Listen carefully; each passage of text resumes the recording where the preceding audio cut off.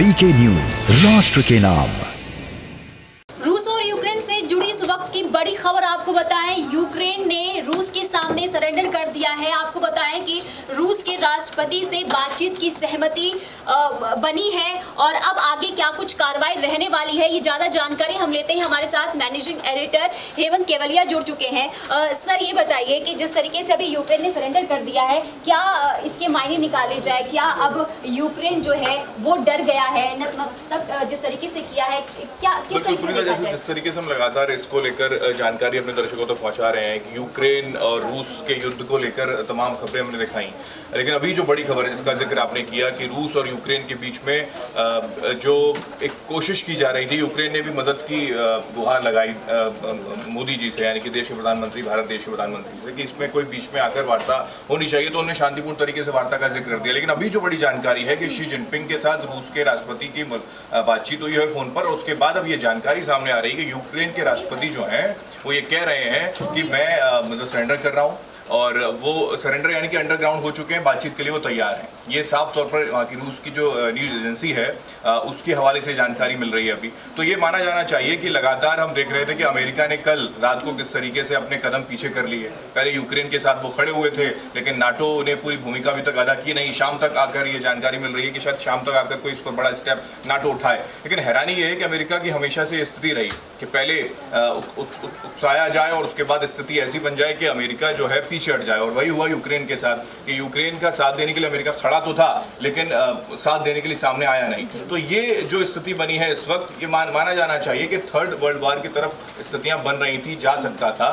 लेकिन अब ये कह सकते हैं कि रूस, क्योंकि यूक्रेन पार्ट रूस का है ही, और रूस रोक रहा था इस वजह से कि नाटो के साथ यूक्रेन ना जुड़े, लेकिन उसके बावजूद यूक्रेन इन सारी चीज़ों को नहीं माना और ये स्थितियाँ, युद्ध जैसी स्थितियाँ बन गई।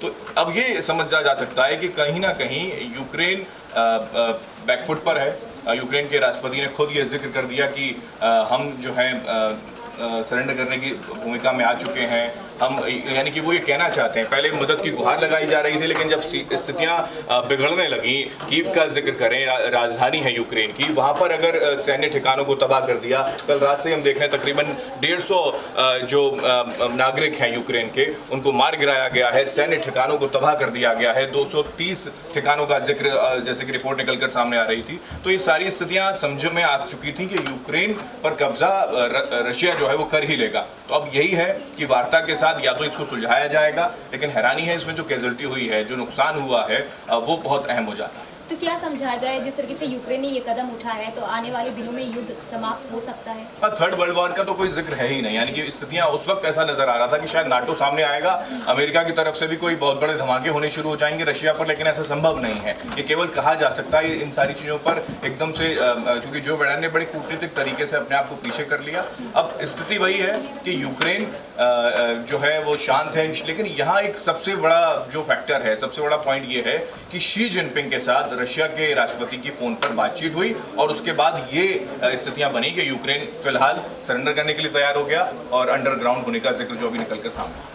जी, और आगे जिस तरीके से भारत को लेकर अगर हम बात करें, तो भारत ने जो कदम उठाया था कि जो भी भारतीय वहाँ पर फंसे थे उन्हें लाया जाएगा, अब आगे की रणनीति भारत की क्या होगी? नहीं, हमने देखा भारत ने CCS की बैठक हो गई और भारत की ओर से पूरी कोशिश की गई है कि वहाँ से, क्योंकि एडवाइजरी जारी हो गई थी 10 दिन पहले ही, और लोगों को वहाँ से निकालने की कोशिशें हो रही थी, क्योंकि 20,000 हमारे छात्र फंसे हुए हैं, 4,000 निकाल लिए गए, 16,000 बचे हैं। तो मुझे लगता है कि ऑपरेशन शुरू हो चुका है। कल तक का जिक्र किया CCS की बैठक में, जानकारी सामने आई है कि कल तक कई और छात्रों को निकाला जा सकेगा, क्योंकि हम स्थिति ऐसी वहाँ पर बनी है कि फ्लाइट सारी कैंसिल है, फ्लाइट के जरिए छात्र आ नहीं सकते, युद्ध का आसार वहाँ पर बने हुए, तो रोड के जरिए पहले पड़ोसी देशों में उनको पहुँचाया जाएगा और उसके बाद आसानी के साथ वो हिंदुस्तान वापस लौटेंगे। बिल्कुल, अब ऐसे में देखना ये होगा कि जिस तरीके से यूक्रेन ने अब नतमस्तक जो किया है, इससे आने वाले दिनों में क्या युद्ध समाप्त होगा और आगे की रणनीति रूस और यूक्रेन की आखिर क्या रहने वाली है।